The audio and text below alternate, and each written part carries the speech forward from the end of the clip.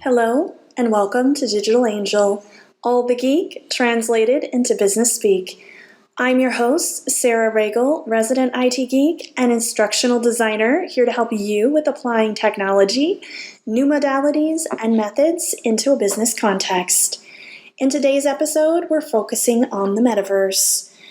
Technology is human. Behind every great technology is human need, human experience, and a story enabled through code. The metaverse is a perfect example of enabling human experience through technology. Today, you'll gain an understanding of the basics of the metaverse, how it differentiates from existing online spaces. You'll hear examples of the metaverse and get a sense for evolutions planned by big tech. So what is the metaverse? Is it Facebook? Saying the metaverse is Facebook is a bit like saying Google is the internet. Not exactly.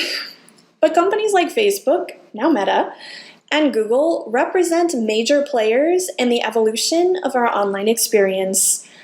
Considered by many to be the inevitable next phase of human evolution, the metaverse seeks to change how we live, interact, and work by bringing these things into a virtual world. Chances are high that you've already been interacting in the metaverse, or you know someone who does.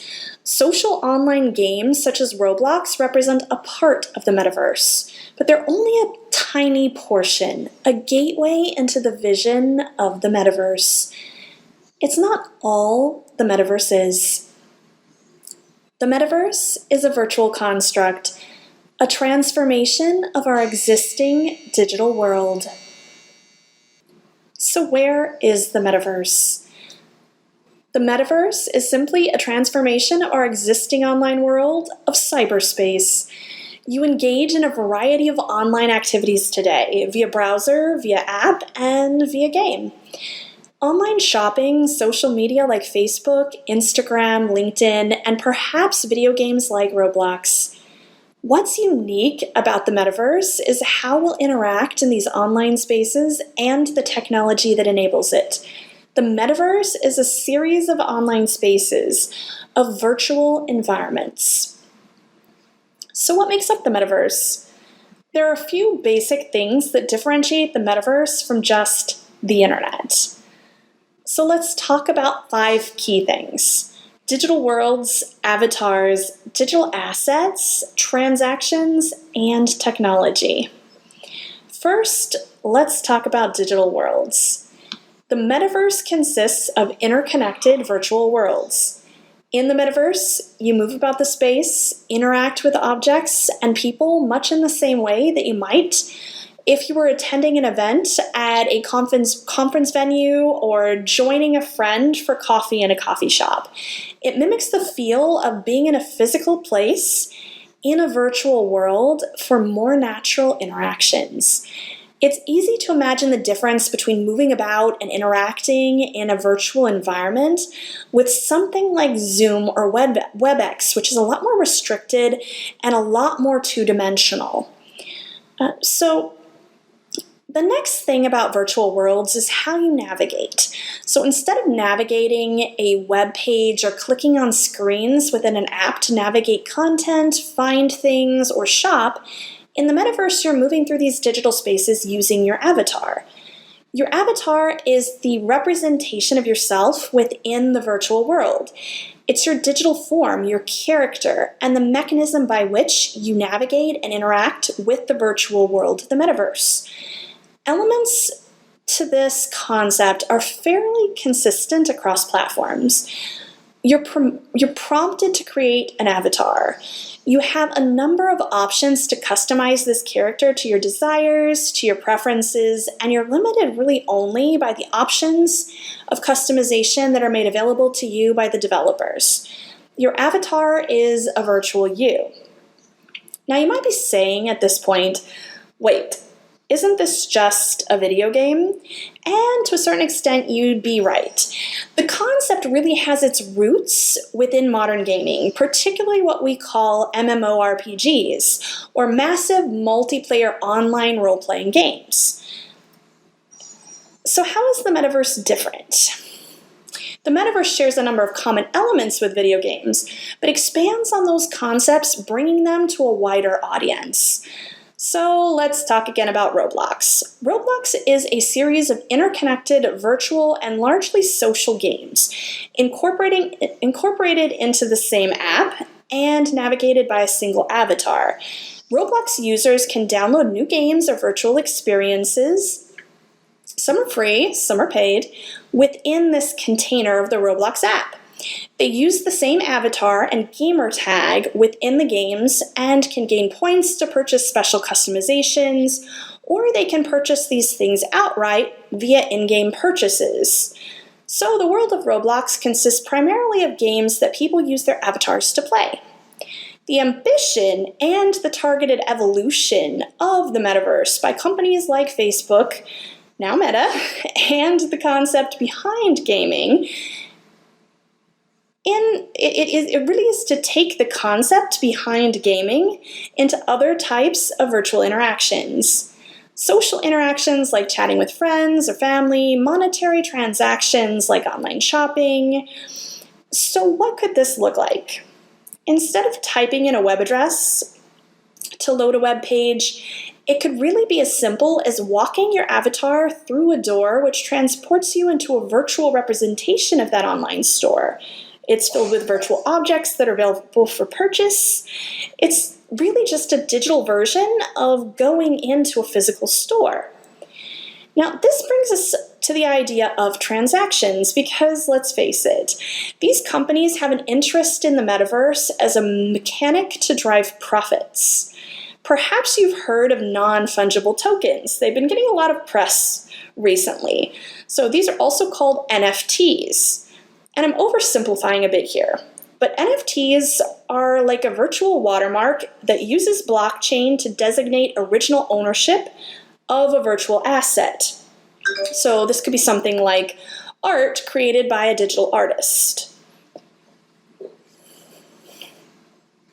NFTs are interwoven into the virtual economy, along with virtual currencies. There are two components to transactions in the virtual economy. The first is a virtual transaction that results in an object in the physical world. This is essentially online shopping today. It just might look a little bit different in the metaverse. The second is the idea of purchasing digital assets in a virtual world, which exist and are used only in the virtual world. An example of this made headlines a few months ago where a digital artist sold a virtual Birkin NFT, which exists only in the metaverse. Now this sold for around 23,000 USD or 13 Ethereum. And outside of telling me that I can't afford a Birkin in reality or in the metaverse, it really highlights the idea that people are willing to pay for things that don't really exist. So Roblox already allows content creators to build their own games or worlds within their container. And we can imagine that as the metaverse grows, we'll see other companies allowing similar things. So virtual retailers could rent customized storefronts in, say, Facebook's version of the metaverse, and staff them with employees or bots, or connect to the Facebook metaverse in a much similar fashion in their own hosted online space. So the employees could be represented by avatars in the same way that you have a person that you can interact with in a physical store. Now, I'm not going to talk a whole lot here about digital currencies, other than to say that this encompasses a really wide range of things, from cryptos to in-game currency systems that are really common in video games today. So the metaverse is enabled by technologies, but it's not in and of itself a technology. So let's talk about the technology aspect of all of this, which is where things really get interesting. So you may have seen or heard of the movie, which is based on a book called Ready Player One. Now this tells the story of an evolution into an arguably dystopian human society where most of life exists within a world accessed via virtual reality. So there are other examples of this, particularly in anime like Sword Art Online, but it gives you a good insight into this concept of virtual reality being a portal into the metaverse. So this is certainly where Meta is looking to go, as they've invested really heavily into Oculus, VR headsets, infrastructure, online stores, etc. But this evolution is really a longer-term strategy, as VR is not as mainstream as other technologies. It certainly has its challenges in terms of the way users feel when they're interacting with it, and it's very much in its infancy. So to recap, the main components of the metaverse are that it's digital, it exists online within virtual environments, it uses an avatar, so you have a virtual representation of your physical self that you use to interact within the world of the metaverse. You can navigate virtual environments in a way that you would navigate similar to a video game. You have a virtual economy, which involves selling goods in virtual stores that people can use in the virtual world. So these can be purely digital microtransactions, like in video games. It could involve virtual currency, or it could involve NFT, so assets that exist in the virtual world that are tied to the blockchain. Or it could be blended, meaning that you have virtual purchases which translate into physical goods in much the same way that you have online shopping today. So I hope that this was informative and inspires you with some ideas on how you can leverage the metaverse personally and professionally. The metaverse is all about immersion, so now that you've had a very high-level overview, I would encourage you to move on to experiencing the metaverse. So for some inspiration, I invite you to check out Gather. Gather is a virtual event platform which recreates the feel of a live event in a virtual space. They're not sponsoring me, it's just a tool I stumbled across, and I found it to be a very pleasant and excellent experience in terms of introducing people to elements of what constitutes the metaverse. So as always, this has been your HR Digital Angel, translating all the geek into business speak. We'll see you next time.